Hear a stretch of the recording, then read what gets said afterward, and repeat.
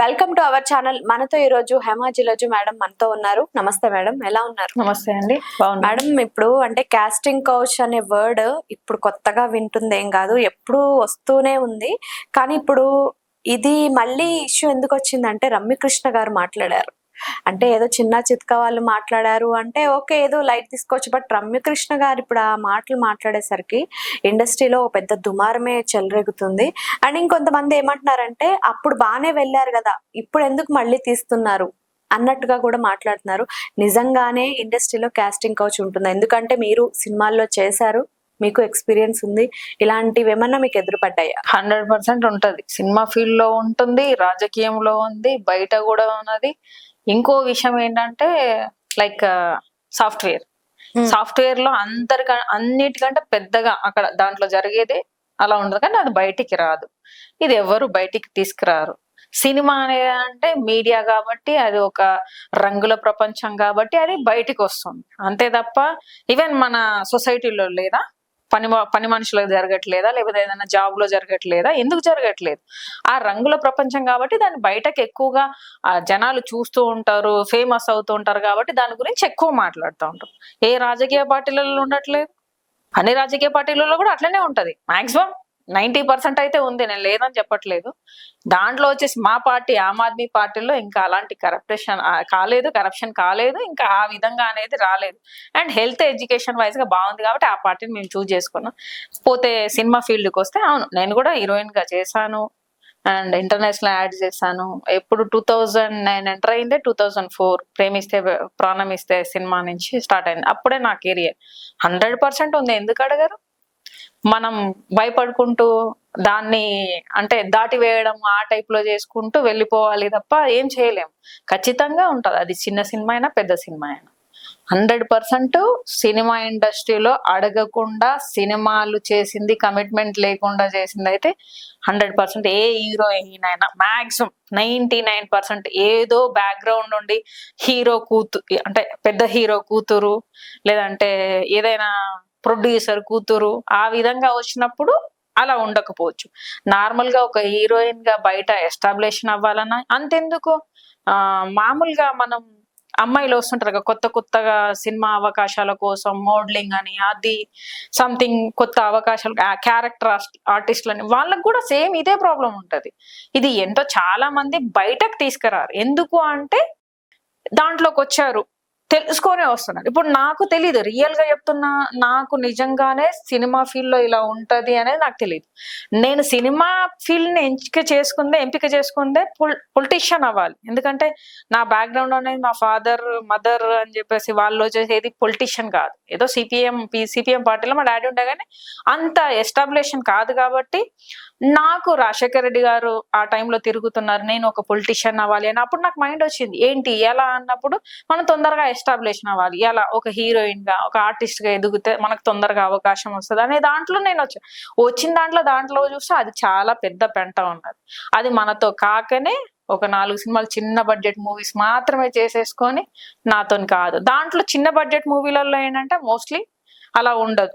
కొంతమంది ఏంటంటే ఇప్పుడు నేను ఇంటర్నేషనల్ యాడ్స్ చేశాను కాబట్టి నన్ను అంత ఫోర్స్ చేయలేదు. ఫస్ట్ సినిమాలో నాకు కూడా ప్రాబ్లం అయింది, కానీ నేను తప్పించుకున్నాను. సో అక్కడ నాతో పాటుగా అంటే అక్కడ నాకు రవికుమార్ మామ అని చెప్పేసి హెల్ప్ చేశాడు.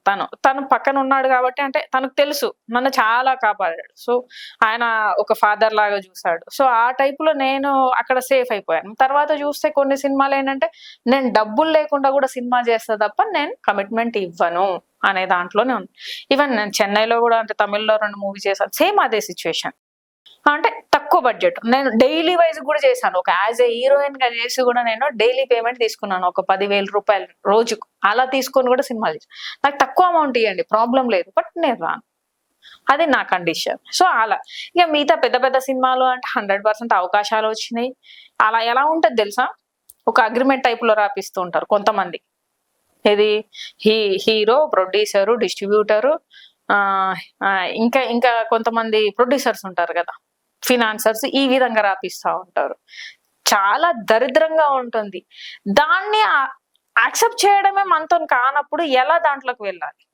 ఆ విధంగా ఉంటుంది. ఇకపోతే ఇప్పుడు మీరు రమ్యకృష్ణ గారి గురించి మాట్లాడారు. రమ్యకృష్ణ గారు అప్పుడు ఎందుకు చెప్పలేదు, ఇప్పుడు చెప్తుంది అని చెప్పేసి అంటున్నారు. నేను కూడా కామెంట్స్ చదివాను. నిజంగానే ఫర్ ఎగ్జాంపుల్ నేను చెప్తున్నాను, ఒక ఫ్యామిలీ ఉంది. ఆ ఫ్యామిలీలో ఒక పాపను తీసుకుపోయి సంథింగ్ ఏదో జరిగినప్పుడు ఆ పాప గురించి బయటకు చెప్తారా లేదా? పాప మీన్స్ ఒక టీనేజ్ అమ్మాయికి అలా జరిగిందే అనుకుందాం, మరి పాప అంటే మళ్ళీ వేరే రకంగా అనుకుంటారు. టీనేజ్ అమ్మాయి ఆమెకి ఇష్టంతోనో ఒక టీనేజ్ లో ఉంది కాబట్టి అట్రాక్ట్ అవుతుంది, ఏదో అయిపోయింది. దాన్ని తీసుకొచ్చి నువ్వు పబ్లిక్ లో చెప్పగలుగుతావా? అంటే నీ ఫ్యామిలీ కాబట్టి నువ్వు బయటికి తీసుకురావు. వేరే వాళ్ళ తను కూడా అదే టీనేజ్ నుంచే బయటకు వచ్చింది. ఒక హీరోయిన్ గా టీనేజ్ లో నుంచే ట్రై చేసి తను కూడా బయటకి ఇంత పెద్ద హీరోయిన్ గా ఎదిగింది. సో అప్పుడు తనకు ఈ సిచ్యువేషన్ ని చెప్తే నాకు అవకాశాలు రావు అనే ఒక ఉద్దేశంతోనే చెప్పకపోవచ్చు. ఇప్పుడు చెప్తుంది. ఎందుకు చెప్తుంది అంటే ఇంకా కొత్త వాళ్ళకి అవకాశాలు ఇప్పుడు దాంట్లో రావాలి అనుకున్న వాళ్ళకి నిజమేంటిదో బయటపడుతుంది కదా. ఇవేందో చాలా ఇప్పుడు శ్రీరెడ్డి అయితే ఎంత పెద్ద గొడవ అయింది. తర్వాత వచ్చేసి చిన్మయ్ గారు కూడా వచ్చేసి దీని గురించి చాలా పెద్ద ఎత్తున వచ్చేసి మాట్లాడారు. సింగర్స్ దగ్గర నుంచి ఇండస్ట్రీలో ఎవరున్న ఇండస్ట్రీ బయట అలానే ఉండదు. ఒక అమ్మాయి అంటే అందంగా కనిపించినా లేకపోతే ఒక ఇంకా సినిమా ఇండస్ట్రీ అంటే ఎలా ఉండదంటే ఈమె సినిమాలు చేసిందంటే ఖచ్చితంగా ఈమె చెడిపోయింది, ఈమె అట్లాంటిది అనే ఒక ముద్రకు తీసుకొచ్చారు ఈ సినిమా ఇండస్ట్రీని. ఖచ్చితంగా 100% చేస్తున్నారు, అడుగుతున్నారు కాబట్టి అది బయటకు వస్తుంది. ఆమె ఈ ఈ టైంలో తీసుకొస్తున్నది అంటే తనకి 100% జరుగుతున్నవి ఇది కరెక్ట్ కాదు, ఇప్పటికైనా నేను బయటికి రావాలి. చాలా హీరోయిన్స్ రాలేదు, మరి పెద్ద పెద్ద హీరోయిన్స్ రాలేదు. ఎంత పెద్ద హీరోయిన్స్ ఉన్నారు మన ఇండస్ట్రీలో. వాళ్ళందరూ ఎందుకు రాళ్ళు? పాత వాళ్ళు, జయసుధ గారు కానీ, జయప్రద గారు కానీ, ఇంకా విజయశాంతి గారు కానీ, ఇంకెవరైనా ఉండొచ్చు, ఇంతమంది రోజా గారు కానీ, వీళ్ళందరూ ఉన్నారు. వాళ్ళు ఎందుకు బయటికి తీసుకురావలేదు? తను తీసుకొచ్చింది అంటే ఇప్పటికైనా నేను బయటికి పెట్టాలి, వచ్చే జనరేషన్ కైనా కూడా వాళ్ళకి తెలియాలి, దీన్ని మార్చాలి అనుకుందేమో. దాన్ని ఆ టైప్ లో ఎందుకు ఆలోచించారు? ఎప్పుడు ఎంతసేపటికి కామెంట్స్ ఎట్లా పెడుతున్నారంటే అప్పుడు పడుకున్నాం, ఇప్పుడే ఎందుకు వచ్చింది, అంత అయిపోయింది, సంపాదించినాం అంటే అరే ఒక రోజు కాకపోతే ఒక రోజు బుద్ధి వస్తుంది. ఆ బుద్ధి వచ్చినప్పుడు చెప్తారు ఇది కరెక్ట్ కాదు అని మనకి అనిపిస్తుంది. ప్రతి మనిషి ఎవ్వరు సంసారాలు కాదు ఇక్కడ, అవునా కాదా? సొసైటీలో ప్రతి ఒక్కరూ తప్పులు చేస్తారు. దాన్ని తెలుసుకొని లైఫ్ ని లీడ్ చేసుకుంటూ మంచి చెడు నేర్చుకోవడమే మన జీవిత లక్ష్యం. అందుకే మనం వచ్చేసి ప్రతి ఒక్కటి నేర్చుకుంటూనే ఉండాలి. చెడు అంటే ఎలా తెలుస్తుంది, మంచి అంటే ఎలా తెలుస్తుంది? చెడు మంచిలు మనం చేసుకుంటూ పోతాం. ఆ అవగాహన కోసం మంచి వాళ్ళు అంటే అరే ఇది కరెక్ట్ కాదు అని చెప్పి దాన్ని మార్చుకొని వెళ్ళిపోతుంటారు. తను చెప్పినంత మాత్రాన్ని ఇప్పుడు ఏం చేసినావు అని చెప్పేసి రిటర్న్ క్వశ్చన్లు వేసుకోవడము, తనని హట్ చేసేలా అంటే ఎదుటోడు చెప్పినందుకు ఇంకా హట్ చేసేలాగా మాట్లాడు. మేడం ఇప్పుడు ఒక ప్రాబ్లం వచ్చింది అంటే దాని సొల్యూషన్ కోసం వెతకాలి కదా. ఇప్పుడు శ్రీరెడ్డి అని ఇప్పుడు ఎవరో అందరూ వచ్చారు, వచ్చి కూడా వాళ్ళు ఏం చేస్తున్నారంటే సోషల్ మీడియాలో ఒక పోస్ట్ పెడుతున్నారు.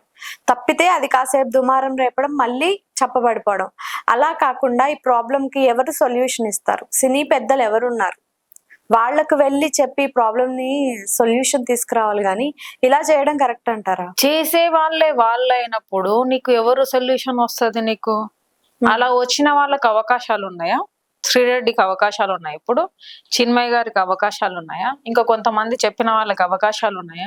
ఈవెన్ దో చిత్రపూరి కాలనీలో దాని గురించి మాట్లాడినందుకే వాళ్ళకి ఛాన్సెస్ రాకుండా ఉన్నాయి, అందరికి బయటికి రావట్లేదు. సో ఈ విధంగా ఉంటాయి. ఇప్పుడు ఒక పేరు, ఇప్పుడు ఇండస్ట్రీనే అలా జరుగుతుంది. నీకు ఏంటి నచ్చితే రా, లేదంటే లేదు అని చెప్పేసి ఎవరైనా చెప్పగలుగుతారా? ధైర్యం ఉందా వీళ్ళకి? అవును ఇండస్ట్రీ ఇలానే ఉంటుంది, మీకు ఇష్టం ఉంటే రండి, లేదంటే లేదు, వ్యభిచారం సినిమా ఇండస్ట్రీలో నడుస్తుంది అని చెప్పేసి ధైర్యం ఉందా ఎవరికన్నా? చెప్పమని చెప్పండి. ఆ స్టేట్మెంట్ ఇస్తే ఖచ్చితంగా ఎవరు వచ్చేటోళ్ళు వస్తారు, ఇష్టం ఉంటే వస్తారు, లేదంటే వెళ్ళిపోతారు. అంత ధైర్యంగా చెప్పేటోడు ఎవడు ఉన్నాడా? చేసేదే వాళ్ళు. ఇంకే ఏ విధంగా వచ్చేసి దానికి సొల్యూషన్ దొరుకుతుంది? మరి ఎలా మరి ప్రాబ్లం? షౌటౌట్ ముందట శంఖ మూదినట్టు ఉంటది, అంతకుమించి ఇంకేం ఉండదు. వాళ్ళకి అవకాశాలు రావు. కొంతమంది అవకాశాలు లేకపోయినా పర్వాలేదు, నాతోని కాదు అనుకున్నాను, విరమించుకున్నాను. ఈవెన్ నేనే ఉన్నాను, నేనే ఇంటర్నేషనల్ యాడ్ చేశాను, సినిమాలు చేశాను. అంటే నాకు తెలిసి తెలియని ఏజ్ లో నేను సినిమా ఇంటికి వచ్చిన. నిజంగా నాకు తెలియదు. నేను చాలా మందికి ఇంట్రెస్ట్ ఉంటది, నేను సినిమా చేయాలి లేకపోతే ఆర్టిస్ట్ అవ్వాలి. ఎందుకంటే ప్రతిరోజు మన ఇంట్లో చూస్తే టీవీనే చూస్తుంటాం కదా, సినిమాలు టీవీలు ఇవన్నీ ఉంటాయి. ప్రతి ఒక్కరు అరే ఇంతమంది ఆర్టిస్టులు అవుతారు, నేను ఎందుకు అవ్వకూడదు అనేది ఒక అట్రాక్ట్ అవుతాం. 100% ప్రతి ఒక్కరికి ఒక ఆశ ఉంటుంది. దానివల్లనే దాంట్లోకి వెళ్ళాం. నేను కూడా ఏంటంటే ఇండస్ట్రీ కోసం, సినిమా ఇండస్ట్రీలో రావాలని కాదు, నేను వచ్చేసి రాజకీయం కోసం వచ్చాయి, తొందరగా ఎస్టాబ్లిష్ అవ్వాలి అని.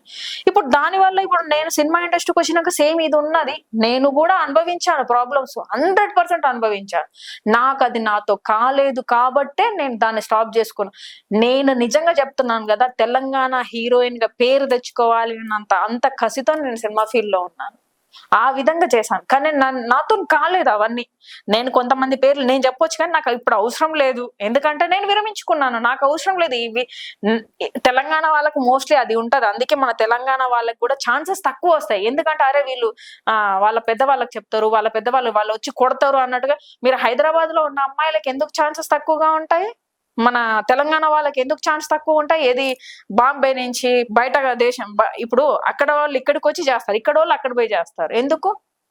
ఇక్కడ వాళ్ళు ఉంటే నలుగురు వచ్చి కొడతారు కదా, ఈ బిడ్డనేమన్నా అన్నారు అంటే. ఆ విధంగా ఛాన్సెస్ ఉండవు ఇక్కడ రియల్ గానే. ఇప్పుడు కొంతమంది బయటికి వస్తున్నారు తప్ప రియల్ గానే 100% దీంట్లో ప్రాబ్లం ఉంది. నేను బయటికి రావడానికి కూడా కారణం అదే. నాకు ముందు పోయినప్పుడు నాకు తెలీదు, నేను వెళ్ళాను, ఇక్కడ ఆ ప్రాబ్లమ్స్ ఉన్నాయి, నేను భరించలేను. యాజ్ ఏ ఒక తెలంగాణ బిడ్డగా అనుకోవచ్చు, లేకపోతే వచ్చేసి నాకు భరించే అంత ఓపిక నాకు లేదు.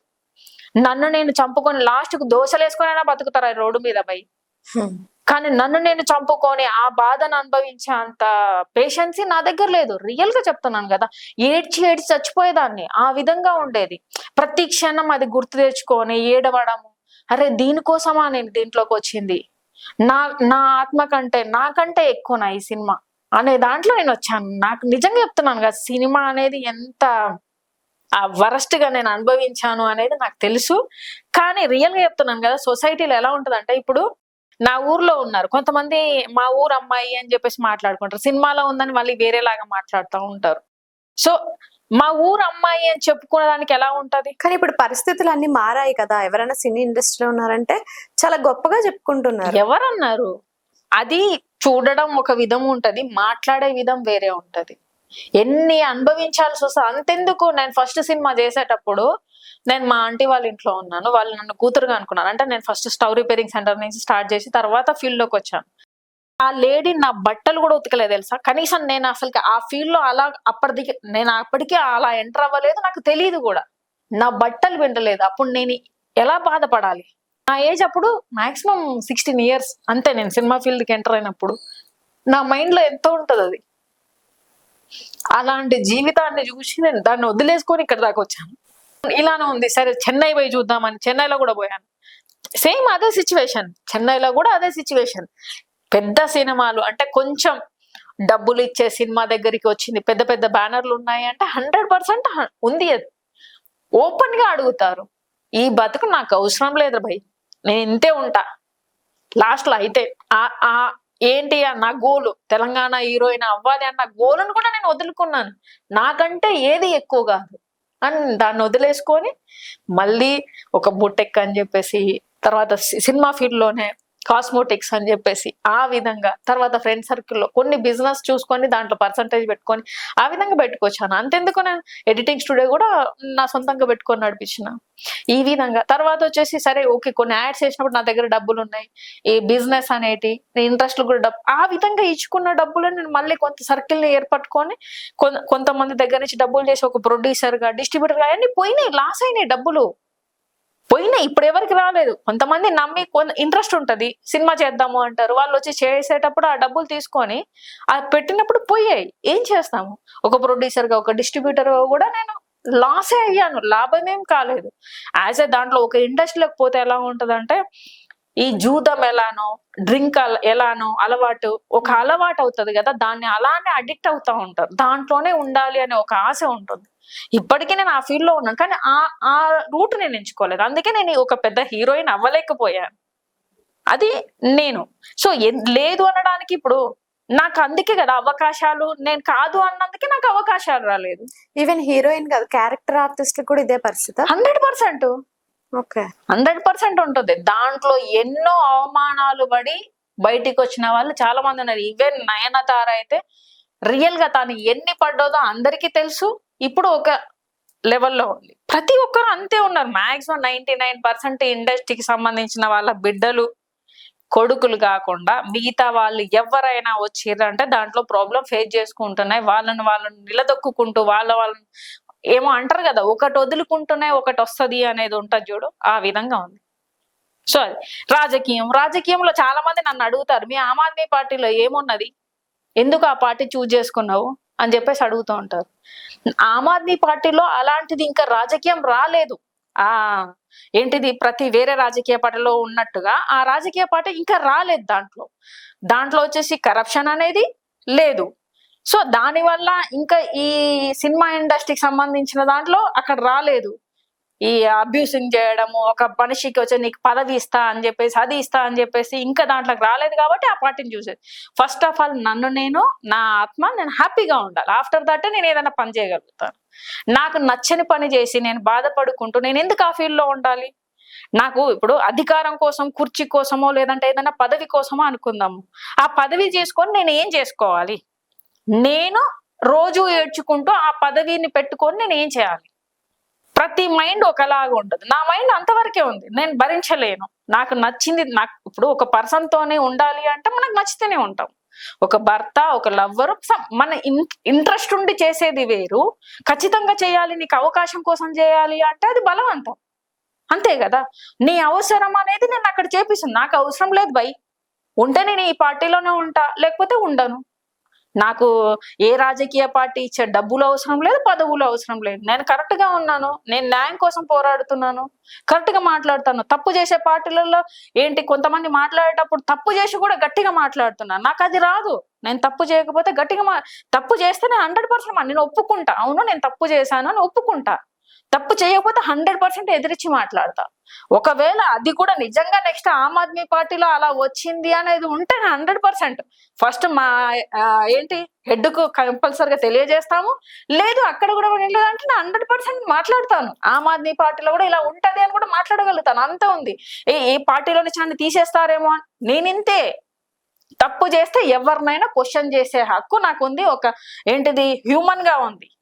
అది కాకుండా వచ్చేసి ఒక ఏంటి కరెక్ట్ గా ఉండాలి అని మనం అనుకున్నాం కాబట్టి ఇది ఇంతే. ఈ ఫీల్ లేకపోతే నేను కనీసం ఏదో ఒక పని చేసుకొని బ్రతకగలుగుతాను అంత ధైర్యం నాకు దేవుడిచ్చాడు. నేను అలానే ఉన్నాను కాబట్టి నేను అలా ఎంచుకున్నాను. ఇక రమ్యకృష్ణ గారు అంటే 100% తను చెప్పేది కరెక్ట్. ఇప్పటికైనా తను చెప్పినందుకు జనాలు వచ్చేసి సినిమా ఫీల్డ్ మార్చడానికి వద్దు.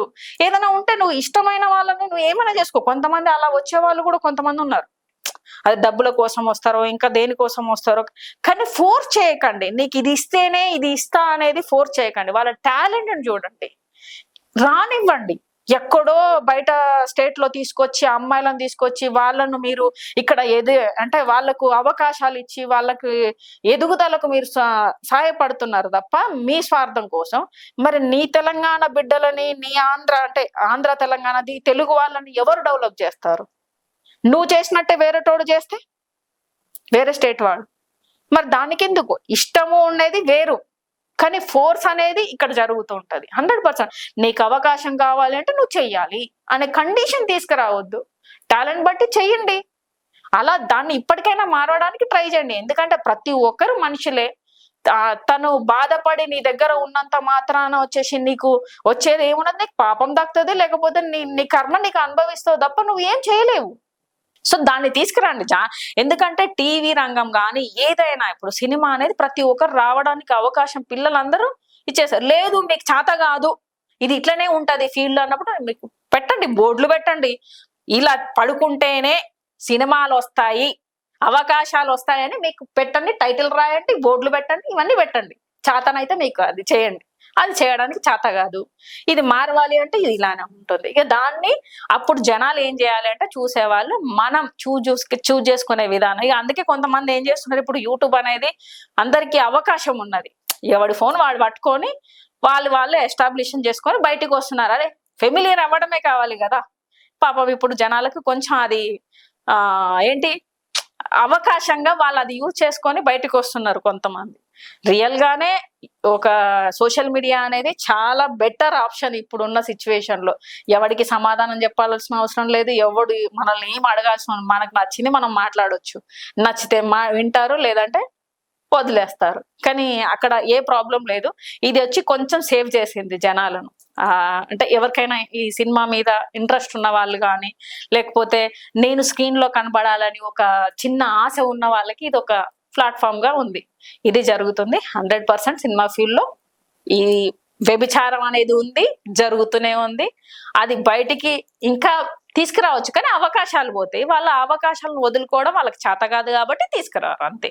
ఇక కొంతమంది నోళ్ళు ముయ్యలేం కదా, అప్పుడు ఏం చేస్తావు, ఇప్పుడు ఏం చేస్తావు, అరే ఎదవా ఇప్పటికైనా చెప్తుందిరా విను అని చెప్పేసి చెప్పాలి. అంతకు మించి అదే నువ్వు ఆ పొజిషన్ లో ఒకసారి ఉండి ఆలోచించు. తను ఎందుకు చెప్పలేకపోయింది అప్పుడు? అవకాశాలు రావు, లేదంటే చిన్న ఏజ్ అయి ఉండొచ్చు, తన కెరియర్ దాంట్లోనే చూజ్ చేసుకోవచ్చు. ఇవన్నీ జరిగి అరే ఇప్పటికి ఒక ఎస్టాబ్లిషన్ అయిపోయింది, ఇంత సంపాదించినా గానీ నేను తప్పు చేశానని ఒక గిల్ట్ తోనే నిజంగానే చెప్తుంది కదా. ఆ ధైర్యమైన తనకుంది కదా. నీకు అది కూడా చేత కాదు. కొంతమందికి తప్పులు చేసుకుంటూ కూడా నేను పెద్ద డాష్ అని చెప్పి మాట్లాడుతూ ఉంటారు. అది చేతగా ధైర్యంగా ఒప్పుకునే అంత ధైర్యం కూడా ఉండదు జనాలకు. తప్పు చేసి మళ్ళీ వీళ్ళు మాట్లాడతారు, కామెంట్స్ పెడతారు, ఏదో నా కొడుకులు అనాల వాళ్ళని. అంతకు మించి ఏం అనడానికి లేదు. నాకు నిజంగా కోపం వస్తుంది. దాంట్లో అనుభవించి ఉన్నాను, నాకు తెలుసు ఆ పెయిన్. ఇప్పటికి కూడా కొంతమంది మాట్లాడతారు సినిమా. నాకు ఇప్పటికీ ఉంటుంది సినిమా ఇండస్ట్రీని ఒక్కొక్కడు డిఫరెంట్ గా చూస్తాడు, ఏదో ట్రై చేస్తా ఉంటాడు. ఎంత బాధ అవుతుందో మాకు తెలుసు. ఆ పొజిషన్ లో నువ్వు ఉండి చూడు, నీ అక్కనో నీ చెల్లినో నీ అమ్మనో నీ పిల్లలను అక్కడ ఉంచి చూస్తే నీకు తెలుస్తుంది ఆ బాధ. లేకపోతే ఒక మనిషిగా నువ్వు ఉండి చూడు, అప్పుడు తెలుస్తుంది. ఎదుటోళ్ళని అనడానికి నీకు అప్పుడు రాదు. ఆ పెయిన్ అనుభవించడానికే తెలుస్తుంది. ఓకే, ఫైనల్ గా మేడం మీరు ఎంత పెయిన్ అనుభవించారో మీ కళ్ళని చూస్తే మాకు అర్థమవుతుంది నిజంగా. సో ఇప్పుడు ఎటువంటి కమిట్మెంట్ లేకుండా సినిమా ఆఫర్ వస్తే మీరు చేస్తారా? నేను రెడీగా, ఇప్పటికి కూడా నేను చెప్తాను, నాకు కమిట్మెంట్ లేకుండా అండ్ డబ్బులు కూడా నువ్వు తక్కువ. నేను కారు తీసుకొని, నా కారు నేను ట్రావెలింగ్ పైసలు నేను పెట్టుకుంటాను, నా కారు నేను తీసుకొస్తాను, అన్నం పెట్టు చాలు, నాకు ఈ హోటల్లో కావాలి ఆ హోటల్లో కావాలి, నాకు అలాంటి ఇది కూడా ఉండదు. నేను తెలంగాణ అమ్మాయిని హ్యాపీగా గెలిపై కారు వేసుకొని కూడా తిని హ్యాపీగా ఉండే రకాన్ని నేను. నాకు ఈ హోటల్ కావాలి ఆ హోటల్ కూడా కావాలని నేను ఎప్పుడు అడగను. నేను అదే చెప్తాను, నాకు డబ్బులు వేరే ఆర్టిస్ట్కి ఇచ్చేంత తక్కువ. వేరే వాళ్ళకి 10,000 ఇస్తున్నావా, నాకు 5,000 చాలు. లేదు నా దగ్గర మేడం ఇదే ఉంది, సినిమా రిలీజ్ అయిన తర్వాత ఇస్తా అని చెప్పు. దానికి కూడా నిజంగానే స్టోరీ బాగుంటే అన్ని కరెక్ట్ గా ఉంటే నేను 100% నేను సపోర్ట్ చేస్తాను, నేను చేస్తా సినిమా. కానీ అది లేక నేను చాలా మందికి ఇదే చెప్తాను, 100% ఇదే చెప్తాను. చెప్పననే లేదు, నాకు అవకాశాలు ఇప్పటికీ కూడా వస్తుంటాయి, కానీ నాతోని కాదు. ఆ పనులు నాతోని కాకనే నేను ఇక్కడ ఆగిపోయాను. ఇక మీద కూడా ఇంత చాలా మంది ఏమంటారంటే, కొంతమంది అంటూ ఉంటారు, ఇంతగానో అక్కడికి వెళ్ళేసి ఏం సంపాదించలేదు, లాజ్ చేసుకున్నావు అంటే, అరే నేర్చుకున్నాను భయ్. జీవితం అంటే ఏంటిది, దాంట్లో ఆ అనుభవాలను నేర్చుకున్నాను, నాతో కాలేదు, మాట్లాడుతున్నా కదా ఇప్పుడు ఏం జరుగుతుంది అని చెప్పగలుగుతున్నాను. పిచ్చిగా ఇంకా కొంతమంది జనాలు ఏమన్నా ఇదేమో చక్క సంసారి అని చెప్పి, నువ్వు ఏమన్నా అనుకోరా భయ్, నాకు తెలుసు నేను ఎవరు అనేది. నువ్వేం సంసారి కాదు. ఎవడైతే నన్ను అనేటోడు ఎవడన్నా ఉంటాడో వాడేముండడు, వాడు తప్పులు చేసుకుంటేనే ఎదుటోని అంటాడు. 1 ఏళ్ళు నువ్వు చూపించినావంటే 4 ఏళ్ళు నేను చూపిస్తూ ఉంటాయి. అది మీకెప్పుడు ఎవడు గాని, ఒక మనిషి హ్యూమన్ గా పుట్టిన మనిషి ఇప్పటిదాకా తప్పు చేయకుండా ఎవడైనా ఉన్నాడా? అది ఒప్పుకునే ధైర్యం ఉండదు. ప్రతి ఒక్కరు తప్పులు చేస్తారు. దాన్ని నేర్చుకొని మన లైఫ్ లీడ్ చేయడమే మన ఈ జీవనానికి ఒక ఇది. మనం లైఫ్ బతికున్నందుకు తప్పు ఒప్పులు నేర్చుకుంటేనే జీవితాన్ని సాగిస్తుంటాం. అక్కడే ఆగిపోం కదా. అలా తప్పు చేసినంత మాత్రాన ఆగిపోవాలని లేదు. దాని మిస్టేక్ ని మనం సరిదిద్దుకొని పోవడమే కావాలి. సో ఆ విధంగా. ఇక కొంతమంది దుర్మార్గులు ఉంటారు, దొంగ నా కొడుకులు. నాకు మంచి మాటలు వస్తాయి. నా లైఫ్ లో కూడా అట్లనే జరిగింది.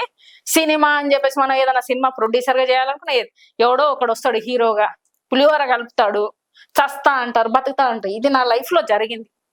పెద్ద సమస్య. 10 సంవత్సరాల నుంచి నేను లైఫ్ ను ఒకరిని నమ్మాలంటే ఇప్పటికీ నమ్మలేదు. అలాంటి ఇన్సిడెంట్ జరిగింది. వచ్చిర్రు, పెళ్లి ప్రేమ అని చెప్పేసి వాడి వెళ్ళిపోతే 10 సంవత్సరాల నుంచి నరకం అనుభవిస్తున్నా. అది ఎక్కడ బయట ఎలా ఉంటదంటే, ఒక అమ్మాయికి పెట్టాలి డబ్బులు, కానీ నేను వాడికి పెట్టి సినిమా విధంగా ఏంటి కారు ఇచ్చేసి వానికి ఏం కావాలో అది చూసి అన్ని చేసిన తర్వాత ప్రేమ అనే పేరుతో మోసం చేసి వెళ్ళిపోయాడు. ఇంట్లోనే ఎన్నోసార్లు పెళ్లి చేసుకున్నాం ఇంట్లోనే. కానీ ఆ మనిషి కనీసం నేను ఉండలేను ఇది అని చెప్పి పోయేంత ధైర్యం లేదు. ఇంట్లో నుంచి వెళ్ళిపోయాను టిఫిన్ తీసుకొని వస్తాను. అప్పుడు పోయిన మనిషి ఇప్పటిదాకా 10 సంవత్సరాలు తను అలా చేస్తాడు అనేది కూడా నాకు ఐడియా లేదు. రియల్ గా నేనేమనుకున్నానంటే తను వచ్చేసి నేను లేకపోతే బ్రతకలేడేమో అని నేను ఆలోచించాను. నా లైఫ్ లో ఒక పర్సన్ వద్దు నేను ఉండలేను అంటే దొబ్బైరా భయ అనుకుని టైం తీసుకుంటాం. నువ్వు పోయేటోన్ని ఆపే అంత నాకు లేదు. ఇష్టం లేని పెళ్లి గాని ఇష్టం లేని లవ్ గాని ఏదైనా మనం చేయలేము. అలా చెప్పకుండా వెళ్ళిపోయినందుకు నేను నరకంగా 10 సంవత్సరాల నుంచి అనుభవిస్తున్నాను. ఇంకో మనిషిని నమ్మలేను. ఇది ఇలా చేశాడు అనేది ఎప్పుడు తెలుస్తుంది? వానికి ఒక బిడ్డ పుట్టిన తర్వాత తెలుస్తుంది. పెళ్లికి ముందు కేసు వేస్తే ఇప్పుడు 10 సంవత్సరాలైనా కేసు నడుస్తూనే ఉంది. దానికి ఇప్పుడు ఇంకా న్యాయం జరగలేదు. ఎలా నా ఏజ్ నేను వేసింది ఎప్పుడు కేసు 27 సంవత్సరాలు. నా 27 సంవత్సరాలు నేను కేసు వేస్తే ఇప్పుడు నా ఏజ్ 38 సంవత్సరాలు. నా లైఫ్ అంతా అయిపోయిన తర్వాత నేను ఏంటి? చట్టాలు కూడా ఏది కరెక్ట్ గా లేదు. నిజాన్ని బయటికి ఇంత డెవలప్ అయింది అంటారు కానీ ఎక్కడ డెవలప్ అయింది? ఎందుకు ఇంత టైం పడుతుంది? ఎలా? ఇప్పుడు ల్యాండ్ రేట్ పెరిగిపోతున్నది. ల్యాండ్ కేసు వేసినాం అనుకో, ల్యాండ్ మీద అది టైం పెరుగుతుంటే ల్యాండ్ వాల్యూ పెరుగుతుంది. కానీ ఒక ఆడదాని ఏజ్ పోయిందంటే తిరిగి వస్తుందా? రేపొద్దున ఇంకొకరిని చేసుకుంటాం. చేసుకున్న తర్వాత పిల్లలు పుట్టలేదనో ఎందుకంటే ఆడవాళ్ళకు ఒక లిమిట్ ఉంటది. ఆ లిమిట్ దాటిందంటే వాళ్ళకు అవకాశం ఉండదు. మళ్ళీ అక్కడ పోయి నేను బాధపడాలా? ఇదేనా లైఫ్? నిజంగా హ్యూమన్స్ అనేది అరే నేర్చుకోండి రా భయ్. ఏదన్నా ఉంటే నిజంగా ఓపెన్ గా మాట్లాడండి. మాట్లాడి దాన్ని సొల్యూషన్ తెచ్చుకోండి. కానీ ఈ సినిమా ఫీల్డ్ లో వచ్చిన వాళ్ళని ఇలా కూడా చాలా జరుగుతున్నాయి. తెలియదు ఏమున్నది వాడుకోవడాలు. ఏదైనా ఉంటే ఓపెన్ గా నిజంగానే ఉంటావా లివింగ్ టుగెదర్ గా మాట్లాడుకోండి, ఉండండి. అంతవరకే. ప్రేమ పెళ్లి అని మోసాలు చేయకండి. అది బయట వాళ్ళకి నేను నిజంగా చెప్తున్నాను కదా. దానివల్ల ఎంత పెయిన్ఫుల్ గా లైఫ్ లీడ్ చేయాల్సి వస్తుందంటే అంత పెయిన్ఫుల్ గా ఉంటుంది. చేతనైతే దీనికోసం ఓపెన్ గా మాట్లాడండి. తనకి ఇష్టం వస్తుంది, లేదంటే లేదు. కానీ ప్రేమ పెళ్లి అనే దాంట్లో మాత్రం ఎవరిని మోసం చేయకండి. దానివల్ల మీకు అప్పటి వరకు ఆనందం వస్తుందేమో కానీ ఎదుటి వాళ్ళు మనుషులు అందరూ ఈజీగా తీసుకోలేరు. బయటికి దాన్ని చెప్పుకోలేక ఎదుటోళ్ళకు అది తెలీదు, అది ఎలా చెప్పాలో తెలియదు, ఎందుకు ఫీల్ అవుతున్నారో ఇంకొకరిని నమ్మలేక అది ఏం చేయలేక నరకం అనుభవించు బతుకుతూ ఉంటారు. ఒక మనిషి ప్రాణం ఉన్న బొమ్మలాగా బతుకుందంటే నేను 100% నేను అది చెప్పగలుగుతున్నాను. చాలా మంది ఏమనుకుంటారంటే రియల్ గా నాకు ఈ టాపిక్ వచ్చినప్పుడు అవన్నీ పాతయన్నీ గుర్తొస్తున్నాయి. బయటకు ప్రాణం ఉండి ఒక బొమ్మ బతుకుతుంది కదా, ఆ ప్రాణం లేకుండా చేయడం వల్ల మీకేమొస్తుంది? నేను ప్రతిసారి అందరికి నవ్వుకుంటూనే ఉంటాను, కానీ లోపల లోపల ఎంత ఏడుస్తానో నాకు తెలుసు. కళ్ళు లోపల ఏడుస్తుంటాయి కానీ బయటకు నటించడం నేను బాగున్నాను అని చెప్పేసి, ఎందుకంటే బతకాలి కదా సొసైటీలో. సో ఆ విధంగా ఉంటుంది. దయచేసి ఒకటే చెప్తున్నా, సినిమా అనైనా ఏదైనా కానీ ఓపెన్ గా చెప్పండి. ఇది అని చెప్పండి. నచ్చితే వస్తారు, లేదంటే దొబ్బేస్తారు. కానీ మోసము ఇలాంటివి చేయకుండా ఉంటే బెటర్ అని చెప్పేసి నేను అంటాను. ఈ యువతకు కూడా నేను ఒక్కటే సజెషన్ ఇవ్వగలుగుతాను, నేను ఒక్కటే కోరుకుంటాను. ప్రేమ పెళ్లి అనేది కాకుండా నిజంగా ఏమనుకుంటున్నావు అది చెప్పు. నచ్చితే వస్తారు, లేదంటే వెళ్ళిపోతారు. కానీ జీవితంలో వాళ్ళని మాత్రం ప్రేమ పెళ్లితోని మోసం చేయకండి. అది ఆడవాళ్ళైనా ఈ రోజుల్లో అలానే ఉంది. మగ ఆడ ఇద్దరు అలానే తెగించిపోయారు. సో ఆ పెయిన్ ఇవ్వకండి. ఇంకొకరిని నమ్మకుండా సొసైటీలో బతకడానికి కొంతమంది ఎంతో మంది, ఇప్పుడు నేనున్నాను, నేను 5 times సూసైడ్ చేసుకున్నాను. ఎందుకు? బతికే ఉన్నాను. ఎలా ఉందంటే బ్రతికున్న శవాన్ని నేను ఇప్పుడు బయటకు చూస్తే అరే ఈమె బాగుంది అంతెందుకు, నన్ను ఇది ఎందుకు వేసుకుంటావు అని చెప్పి చాలా మంది అడుగుతూ ఉంటారు. నేను కూడా అడిగాను. నాకు నేను రక్షణ. ఎవడు పడితే ఆడు పులిహోర కలపకుండా ఉండడానికి, ఎవడు పడితే వచ్చి మళ్ళీ దాన్ని అంటే నా యాక్సెప్ట్ చేసే దాంట్లో నేను లేను. సో నా సేఫ్టీ కోసమే ఆ మాలలు వేసుకోవడం, నాకు ఒక పాజిటివ్ ఎనర్జీ ఉంటుంది, నా సేఫ్టీ కోసమే. సో అలాంటి విధానాన్ని నేను తెచ్చుకున్నాను. నన్ను నేను సేవ్ చేసుకోవడానికి నేను ఎలా బ్రతకాలి అనే దాంట్లోనే ఎక్కువగా ఆలోచిస్తాను. నేను ఎప్పటికైనా ఎవరైనా ఎక్కడికైనా పోవాలంటే కూడా భయం వేస్తుంది. ఇప్పటికీ ఇంత నా ఏజ్ 38 years కానీ ఇప్పటికీ భయం వేస్తుంది. ఒంటరి ఎవరన్నా నమ్మాలి అన్నా ఇంత జరిగినా కూడా ఇప్పటికీ భయం. ఒక మనిషితో మాట్లాడాలంటే భయం. వెళ్ళాలా, నమ్మాలా, వద్దా, ఏంటి అనేది ఇప్పటికి చాలా మంది అంటారు స్వతంత్రం వచ్చింది అంటారు. సో ఇన్ని జరుగుతున్నా కూడా ఒక ఆడది అంటే భయపడకుండా బతికే రోజైతే ఇంకా రాలేదు ఇప్పటికి. సొసైటీలో మనం ఓపెన్ గా మాట్లాడినా కూడా తప్పే. అలాంటి సిచ్యువేషన్ లో మనం ఇంకా ఉన్నాము. అది కాదు లైఫ్ అనేది. హ్యూమన్స్ అందరూ ఒకటే, ఆడ మగ అందరూ ఒకటే, సమానంగా వాళ్ళు బ్రతకడానికి వాళ్ళకి రైట్స్ ఇచ్చుకుంటూ వాళ్ళ స్పేస్ ఇవ్వాలి. అది నువ్వు బతుకు, ఎదుటోళ్ళని బ్రతకనివ్వు. అదే నేను అడుగుతాను. నేను థ్యాంక్స్ చెప్పాలో సారీ చెప్పాలో కూడా అర్థం కావట్లేదు మేడం. నిజంగా ఇంత పెయిన్ పెట్టుకొని మీలో అంటే సర్వైవ్ అవ్వడం అనేది అందరూ సర్వైవ్ అవుతారు, కానీ ఇంత స్ట్రగుల్ ఫేస్ చేస్తూ కూడా ఇంకా ఏదో సాధించాలి, ఇంకా ఏదో చేయాలి, రేపు బాగుంటుంది అనే ఆశతో ఉండడం అనేది. అంతెందుకు, నా ఊర్లో ఒక ఇల్లు కట్టడానికి పోయాను. మా నాన్నదే నేను కొనుక్కున్నాను. అప్పుడు 2 lakhs పెట్టుకున్నాను. అది కూడా అప్పు చేసి, ఎప్పుడు 2010 లో. అది ఇప్పుడు కొంచెం ఒక 40 లక్షలు 50 లక్షల ప్రాపర్టీ. అది ఇల్లు కట్టడానికి 2021 లో నేను వెళ్ళాను. అక్కడ సర్పంచ్, ఉప సర్పంచ్ ఈ విధంగా నన్ను ఆ పర్మిషన్ ఇవ్వడానికి 100 రకాలుగా నన్ను టార్చర్ పెట్టారు. ఆ విధంగా నువ్వు అంటే పర్మిషన్ అంటే అక్కడ తీసుకునేది మాక్సిమం ఇల్లు కట్టిన తర్వాతనే ఇస్తారు. ఏంటి ఇంటి నెంబర్ ఇస్తారు, లేదంటే ఈ నాలా కన్వర్షన్ అయిపోయిందంటే పే చేయాలి పర్మిషన్ కోసం. దాని డబ్బులు నేను కట్టడానికి ఉన్నాను. సరే అందరు ఇచ్చినట్టుగా గవర్నమెంట్ కి ఏదో మన ఊరు కోసం ఏదైనా చేయాలి అన్నప్పుడు నేను అట్లా కూడా వచ్చేసి కొన్ని డబ్బులు ఇస్తా అని చెప్పిన. వాళ్ళు 50,000 దాకా అడిగిండ్రు. వాళ్ళు ఇతను కలిసి వాళ్ళు కలిసి 50,000 వరకు అడిగారు. నేను పేరు చెప్పదలుచుకోలేదు. సో 50,000 వరకు అడిగారు. మరి అందరికి 1000 రూపాయలు తీసుకున్నప్పుడు నాకెందుకు 50,000 అడుగుతున్నావు అంటే, నేను సినిమాలో చేసిన. అరే సినిమాలో నేను ఎంత సంపాదించినా నీకు తెలుసా? నా లైఫ్ నీకు తెలుసా? నేను ఏ విధంగా బాధపడడం తెలుసా? ఎక్కడి నుంచి అప్పులు తెచ్చినా నీకు తెలుసా? ఏం తెలియదు. మనుషులు నున్నగాని పడుతున్నారు. ఒక కార్ మెయింటైన్ చేస్తుంది. చాలా మంది ఏమనుకుంటారు తెలుసా, నాకు ఇక్కడ ఒక ఇల్లు ఉంది, చెన్నైలో ఒక ఇల్లు, రెంట్స్ కడుతుంటాను, బిజినెస్ చేసుకుంటూ దాన్ని మళ్ళీ నేను ఉండి కూడా వేరే వాళ్ళకి ఇస్తూ ఉంటాను రెంట్కు. ఆ విధంగా నా లైఫ్ నా ఐడియాతో నేను ఇప్పటిదాకా తీసుకొచ్చుకున్నాను. ఒక ఆడది ఇల్లు కడితే కూడా ఊరు అయితే నరకమైపోయింది. ఒక గ్రామాలలో మరీ దరిద్రంగా అయిపోయింది.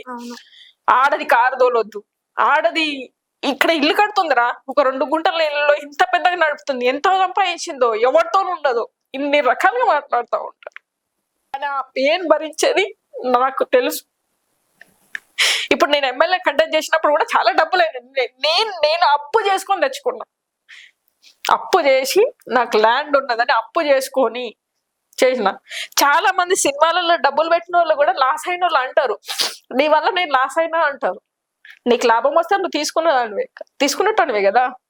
సో అలా మాట్లాడేటోళ్ళు కూడా ఉన్నారు. సో ఆడది ఇప్పటికీ ఒకటి ముందట వచ్చేసి మంచిగా కనబడిందంటే వాళ్ళు ఓర్వరు. ఇది ఎట్లా పైకి పోయింది, ఈ సినిమాలు చేసింది, దీని దగ్గర డబ్బులు ఉంటాయి, తీసుకోవాలి. కానీ వాళ్ళు ఎంత పెయిన్ అనుభవిస్తున్నారు అనేది ఒక సైడ్ ఆలోచించండి. అది ఆలోచించడానికి ఎవ్వడికి చేత కాదు. ఇప్పటికీ నా ల్యాండ్ అక్కడ ప్రాబ్లంలోనే ఉంది. ఇంత అప్పులు ఉన్నా గానీ దాన్ని తీసేసి ఇంకా ఏదో ఇచ్చేద్దాము అనే దాంట్లో ఉన్నాను. ఇప్పటికీ దానికోసం తిరుగుతున్నాను. సో అలా ఉంది అక్కడ. నిజంగా మొన్ననే కలిసాను నేను ఎమ్మెల్యేను. తన పాపం మా సార్ రామచంద్ర నాయక్ అని చెప్పేసి, నేను ఖచ్చితంగా హెల్ప్ చేస్తానమ్మా అని నేను ఇప్పటిదాకా ఒక ఎమ్మెల్యేతో మాట్లాడినప్పుడు చాలా మంది కంటే తను మంచిగా రెస్పాన్స్ అయ్యాడు. మొన్న ఇక్కడికి ఏంటిది దాసరి అవార్డ్స్ అని చెప్పేసి అక్కడికి కూడా వచ్చారు. అక్కడికి వచ్చినప్పుడు వేరే ఎవరో వచ్చి అడిగారు, ఏమని మీ ఎవరమ్మా ఎమ్మెల్యేనా, ఏ ఊరు అని చెప్పేసి అంటే, మా ఊరు ఎమ్మెల్యే. ఎలా ఉంటుంది మనకి ఫీలింగ్? మన గురించి వేరే వాళ్ళు అంటే మన ఊరోళ్ళు చెప్పుకుంటే మన ఊరు ఎమ్మెల్యే. నేను ఒక పొలిటీషియన్ గా ఉన్నాను, నేను దీంట్లో. కానీ మన అనే దాంట్లో ఇప్పుడు వేరే స్టేట్ లోకి వెళ్ళినప్పుడు కానీ వేరే కంట్రీలో కానీ అరే మన వాళ్ళు తెలుగులో మాట్లాడారంటే మనకి ఎంత అరే మన అనేది వస్తుంది. అలానే మన ఊరు అంటే మనకి ఎలాగైనా ఉంటది. నేను ఇక్కడ హైదరాబాద్ లో కానీ చెన్నైలో కానీ ఇల్లు తీసుకోకుండా ఎందుకు నా ఊర్లోనే నాకు ఊరు కావాలి, నా ఊరికి పొద్దున నేను పెద్దదాన్ని అయితే మంచి అవకాశం వచ్చి కరెక్ట్ గా నేను అంటే ఒక ఎస్టాబ్లిషన్ అవుతే నా ఊరికి పేరు వస్తుంది. నా ఊరు వాళ్ళు కూడా అరే ఈ ఊరు అమ్మాయి అని మాట్లాడుకుంటారని ఎవరికైనా ఉంటది. నాకు ఉంది, నేను అలానే వచ్చాను. తను ఆ విధంగా అరే మా ఊరు అమ్మాయి సినిమాలు చేసింది అని చెప్పి తను కూడా చెప్పాడు. మా ఊరు ఎమ్మెల్యే అని నేను చెప్పాను. తను వచ్చేసి అరే మా ఊరు అమ్మాయి సినిమాలు చేసింది అని చెప్పి పరిచయం చేసినప్పుడు చాలా సంతోషం వేసింది. ఎవరైనా ఇప్పుడు కొంతమంది ఇప్పుడు ఆయన ఇప్పుడు ఉన్న సిచ్యువేషన్ కి ఆయన ఎమ్మెల్యే అంటే పెద్ద అవుతాను. ఇప్పుడు నేనే నేను ఇంకా చిన్ననే నాకు తెలిసి. సో అలా చెప్పినప్పుడు మనకి ఎంత సంతోషం అవుతుంది అంటే అంత సంతోషం అవుతుంది. సో కొంచెం అర్థం చేసుకునే వాళ్ళు ఉంటే లైఫ్ లో ఆడవాళ్ళు కూడా చాలా సాధిస్తారు. కానీ అర్థం చేసుకునే దాంట్లో 99% అర్థం ఎవరు చేసుకోవడం, 101% అర్థం. కొంచెం నిజంగా చెప్తున్నా కదా, ఆడవాళ్ళకు సపోర్ట్ కరెక్ట్ గా ఇస్తే తను ఎక్కడో ఉంటది. అది ఇవ్వడానికి చేత కాదు. ఎందుకంటే మీ పేరెంట్స్ ఉన్నారు, వాళ్ళు ఇస్తారా, సపోర్ట్ ఇస్తారా మీకు? వాళ్ళు ఊర్లో కాబట్టి వాళ్ళకి తెలియదు. ఫస్ట్ ఆఫ్ ఆల్ ఇప్పుడు నేను విశ్వకర్మ అమ్మాయిని, మా దాంట్లో అమ్మాయిలు బయటికి రావడమే పెద్ద శాపము. అలాంటిది నా డెస్టినీ అలా తీసుకొచ్చింది, నేను బయటకు వచ్చేసాను. సో ఆ విధంగా వాళ్ళ అంత లేదు, వాళ్ళు ఊర్లో ఉన్నారు కాబట్టి వాళ్ళకి తెలియదు. నేను తెలియని వాళ్ళని ఎందుకు ఇన్వాల్వ్ చేయాలి దీంట్లో? వాళ్ళకే తెలియకుండా వాళ్ళు కూడా ఒక్కొక్కసారి నన్ను హర్ట్ చేసిన రోజులు కూడా ఉన్నాయి. అందరు అంటా ఉంటారు, అరే నీ బిడ్డ ఇట్లా అంటే వాళ్ళు ఎలా ఫీల్ అవుతారు? నీకేం తెలుసు నేను అక్కడ ఎంత బాధ అనుభవించానో తెలీదు. సో తల్లిదండ్రులు కూడా హర్ట్ చేసిన రోజులు ఉన్నాయి. ఆ బాధ అనుభవించుకుంటూ కూడా ఇప్పటికీ బతుకుతున్నాము అంటే ఏదో ఉంది. మన లైఫ్ దేనికో తీసుకొచ్చారు. సో దాన్ని మనం చేసి వెళ్ళిపోవాలి. ఎందుకు బలవంతంగా చావడానికి ట్రై చేసాం, పోలేదు. ఏదో ఉంది, చేద్దాము, మనం పుట్టిన దానికి ఏదో ఉంది అన్నట్టుగా ఉంటది. సో అది నిజంగా చెప్తున్నాను, ఈరోజు మొత్తం నా టాపిక్ తీసుకొచ్చినందుకు చాలా ఎమోషనల్ అయిపోయాను. ఏం అర్థం కావట్లేదు అసలు. సో 100% ఉంటది, ఈ విధంగా ఉంటది ఆ నరకము. ఇప్పటికీ బాధపడుకుంటూ ఉండాల్సి వస్తుంది. ప్రతి ఒక్కటి అవ్వచ్చు కదా, ఎందుకని అందులోనే ఉండడం? నేను మూవ్ ఆన్ అవ్వాను కాబట్టి ఇక్కడ దాకా వచ్చాను కదా. ఈవెన్ 2012 లో నేను స్టాప్ చేశాను. హీరోయిన్ గా అవకాశాలు నాకు వద్దు అనుకున్నాను. మంచి అవకాశం వస్తే ఇప్పటికి కూడా నేను అడుగుతాను, మంచి అవకాశం ఉంటే నేను చేస్తాను సినిమా, బట్ నాకు ఇలాంటివి వద్దు.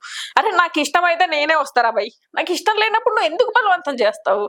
సో ఇంత ఓపెన్ గా నాకు దేవుడు ఒక్కటే ఇచ్చాడు అనుకున్నాను. నేను ఓపెన్ గా మాట్లాడే ధైర్యాన్ని నాకు ఇచ్చాడు. నా మాటే కొంచెం గట్టిగా ఉంటది. ఎదుటిలో ఎవరైనా మాట్లాడితే చాలా మంది అనుకుంటారు యాటిట్యూడ్ గా మాట్లాడుతుంది, ఏదో అనుకుంటారు. అరే నేను ఇలా ఉండడం వల్ల ఈ మాత్రం ఇలా ఉండగలిగాను, నా వాయిస్ ఇంతే, నన్ను నేను రక్షించుకుంటూ ఇన్ని సంవత్సరాల వరకు వచ్చాను. నేను ఇక మీద కూడా మూవ్ ఆన్ అయిపోతున్నాను. కానీ ఆ మైండ్ లో మనకి పోవు.